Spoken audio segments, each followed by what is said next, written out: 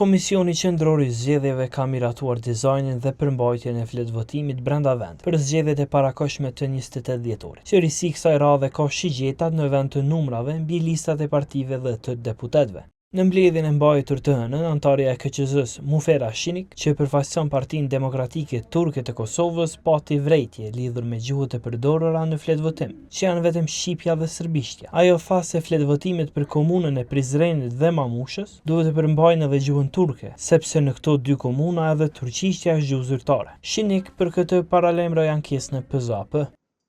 Prizren është komuniteti turk 6.6. Nuk duhet me qenë përqindje Prizren, ajo 5% që e kemi me ligjin. Mamush është 93% komuniteti turk. Shinik ju referua në 87 të ligjit për zgjedhjet e përgjithshme që në pikën 8 thekson se fletvotimet shtypen në të gjitha gjuhët zyrtare në nivel kombëtar dhe në nivel lokal, sipas ligjit për përdorimin e gjuhëve. Por drejtori i sekretariatit në KQZ, Besnik Buzhala, tha se fletvotimi i propozuar është në përputhshmëri me rekomandimin e zyrës ligjore të sekretariatit. Zyra ligjore konstaton që fletvotimi për zgjedhjet për Kuvendin e Kosovës duhet të përdoret në dy gjuhë zyrtare, dhe me thonë në gjuhën shqipe dhe në gjuhën serbe. Kjo është rekomandimi.